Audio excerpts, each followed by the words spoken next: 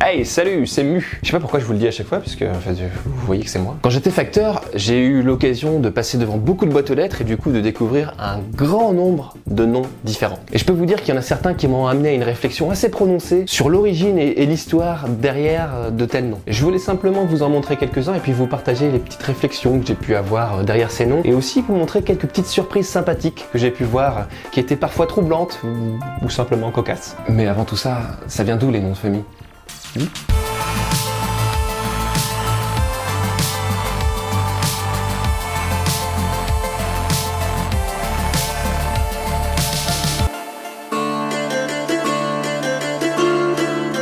Oui, alors merci de tous vous être réunis ici aujourd'hui. On a un ordre national en fait. Aujourd'hui, il faut qu'on décide de nom de famille. Ouais. Quand on a plus de 10 personnes qui s'appellent Martin ici, c'est un peu compliqué. Hein. Comme moi, j'ai besoin d'un seul Martin spécifique, je vous garantis que c'est un petit peu le bordel. Ouais. J'avais prévu de prendre un petit peu de temps pour vous expliquer comment sont apparus les noms de famille, mais il se trouve que sur une partie de mes rushs vidéo, le micro a complètement bugué. Au départ, je pensais tout refaire, mais quand j'ai vu la durée totale de l'épisode, avec la partie explicative plus la partie présentation des noms, je me suis dit ok, on va se calmer. Surtout qu'il existe déjà une bonne vidéo qui explique bien l'origine des noms de famille. Elle a été réalisée par le collectif Le Tatou. Je vous invite à regarder pour en savoir davantage par rapport à ça, et aussi pour comprendre l'importance de la généalogie. Vous retrouverez le lien dans la description. Mais je vais quand même essayer de faire un petit résumé rapide. C'est donc au XIIe siècle, comme vous l'avez vu précédemment, que les noms de famille ont commencé à être donnés. Dans d'autres parties du monde, ça pouvait être à d'autres périodes. Mais là, en France, à ce moment-là, il y a eu une explosion démographique. Et pour pallier le problème de la surabondance de prénoms similaires, on s'est simplement dit qu'on pourrait prendre des caractéristiques précises de chaque personne. Une chose très simple, ça pouvait être le métier, ou alors simplement une caractéristique physique ou un trait de caractère déterminant. Et là, je peux vous garantir qu'il y a beaucoup de surnoms qui sont devenus des noms de famille. Tout va se passer correctement, vous en faites pas. Oui, tu as une question, le gros Louis. Tu as une question, tu es inquiet. Non mais faut pas. Regarde, le nain Philippe, il pose pas de questions par rapport à ça, il est pas inquiet. Tout va bien se passer. Je suis cool, hein, je suis cool.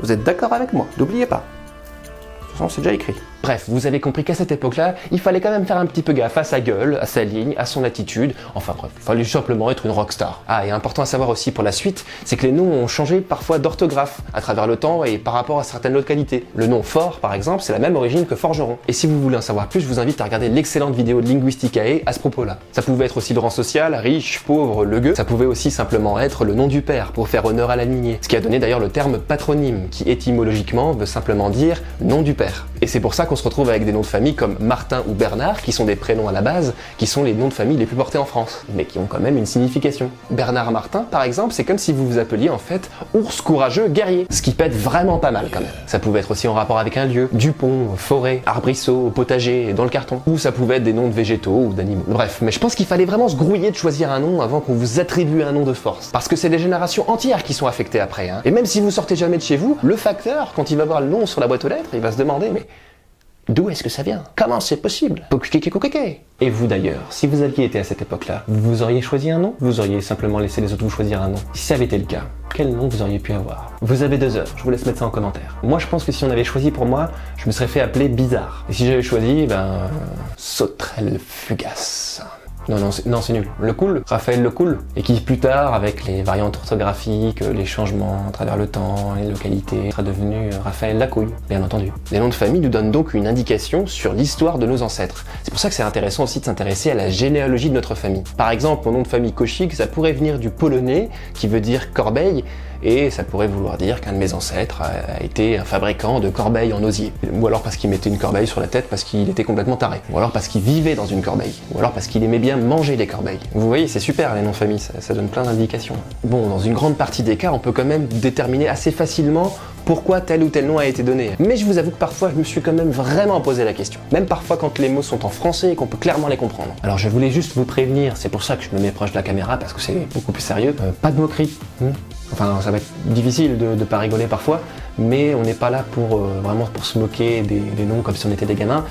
L'idée, c'était vraiment de vous mettre dans la situation dans laquelle j'ai été, de se poser en tant que personne qui réfléchit à l'origine des noms, parce que parfois, c'est quand même étrange. Bon, tant pis. Alors je vous avoue que c'était un des premiers qui m'a fait vraiment réagir, où je me suis demandé comment est-ce qu'on en est arrivé là. Et j'ai un petit peu rigolé parce que je me suis dit c'est vrai que ça doit amener à des situations qui doivent être plutôt cocasses, effectivement, quand on se présente ou quand on prononce ce nom ou quand on le lit tout simplement. Déjà en voyant l'orthographe du nom, on peut se dire que c'est pas forcément un nom français. Effectivement, il a une origine italienne. Ça veut dire bon temps, c'est l'équivalent de bonne chance tout simplement. Donc vous voyez dans ces cas-là, le nom est tout à fait cool. Le Parou. Tu vois là, les deux, ils sont toujours à coquiner ensemble. L'autre, on avait dit qu'on l'appellerait le roux, hein, parce que c'est quand même assez évident. Mais son pote à côté, on pourrait l'appeler le Parou. Ah oui, parce que de toute façon, je connais pas son prénom, donc à la limite, le nom de famille, ça pourrait coller aussi. Quand on sait qu'il y a des gens qui se sont fait appeler le Roux ou Roux, mais est-ce qu'il y a quelqu'un qui s'est dit non, moi je vais esquiver le coup, on va se foutre de moi, je vais m'appeler le Parou, direct, comme ça, je sais qu'on va pas se moquer de moi. Eh ben c'est pas du tout ça. C'est très amusant, la sonorité, quand on le lit comme ça, mais en réalité, le sens qu'il y a derrière ça, c'est le lieu pierreux. C'est étonnant, mais l'origine c'est ça. Vous commencez à voir comme ça peut être vicieux, parce que tout à l'heure on disait que les noms étaient donnés par moquerie, et là c'est un nom qui était pas du tout tendancieux au départ, et finalement ça peut devenir sujet à moquerie à cause des déformations orthographiques. C'est dingue, moi je trouve ça incroyable. Première petite surprise que j'aimerais vous partager, Mécréant et Le Bon ensemble, je veux dire c'est quand même, c'est pas mal, c'est un joli coup. Ça fait un petit peu Le Bon, la Brute et le Truand qui se mettent tous ensemble dans la même maison. Capgras. Alors là je me dis mais Capgras, alors est-ce que c'est une destination pour aller quelque part, donc, un régime que quelqu'un a voulu faire, là je décide de manger que du gras. Non mais je sais pas, c'est peut-être une personne comme ça, hein, je ne sais pas. Et ben non, en fait c'est pas du tout un régime alimentaire, c'est une insulte, et oui, pour dire qu'une personne a une grosse tête. Dans ce cas-là, le cap désigne en fait le sommet du corps, et gras désigne quelque chose de gros, comme si on disait à quelqu'un qu'il a une grosse tête, mais physiquement, qu'il a vraiment une grosse tête. C'est pas très sympa. Millions. Et t'as entendu, il y a la famille des millions qui vient ce soir à la fête. Combien ils sont? Bah je sais pas, ils doivent être 2 ou 3 millions. Retrouvez-moi tous les mardis soirs sur mon live sur Twitch pour des soirées enflammées avec des blagues à gogo. Ça donne vachement envie. En fait, million ici devrait plutôt se prononcer million, puisque ça vient de millet, qui est une personne qui cultive certains céréales. Le mil étant un type de céréales. Viscère et pèlerin. Donc là, c'est à la fois une surprise et en même temps une réflexion. Viscère, ça fait penser aux viscères, hein, les organes qu'on trouve dans le corps. Et pèlerin, ça fait penser à une pelle qu'on utilise pour extraire des reins. Vous vous êtes bien trouvés aussi tous les deux. Mais il se trouve que viscère, ça vient du néerlandais vischer, je sais pas si je le prononce bien, qui veut dire pêcheur, tout simplement. D'ailleurs, vish, ça veut dire poisson, et fish, ça veut dire poisson en anglais. Il doit y avoir... Anguille sous roche.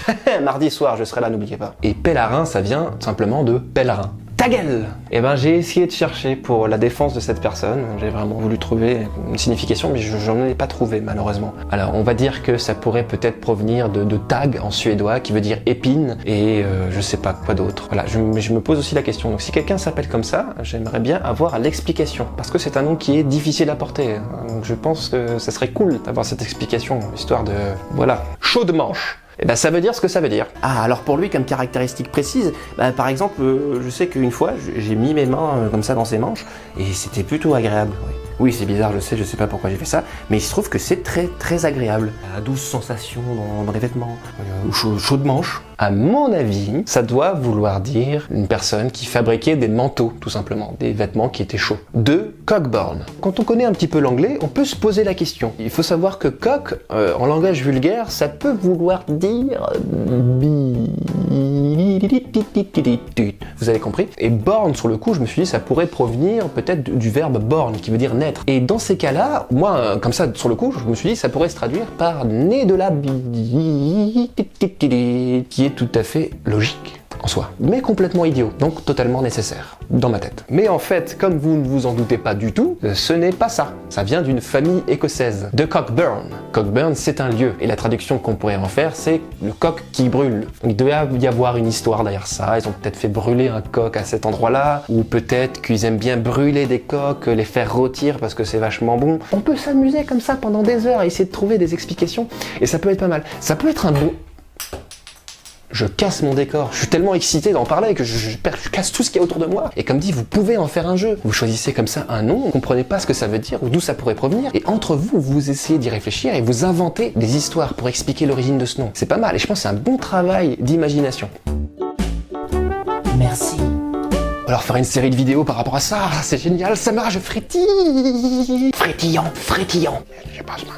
Et normalement, quand il y a la préposition de devant un nom, c'est qu'en général, ça provient d'un lieu. Par le bas. Là, on peut se demander, soit ça veut dire qu'il y a quelque chose qui vient par le bas, ou alors que c'est quelqu'un qui parle bas, donc qui parle pas très fort. Et a priori, ça serait plutôt vers là qu'il faudrait se tourner, étrangement. Ça pourrait provenir d'un petit sobriquet pour désigner une personne qui ne parle pas très fort. Ou alors, à l'inverse, d'une personne qui parle trop fort. Et là, du coup, hey les mecs, vous avez choisi un nom pour moi? Ouais.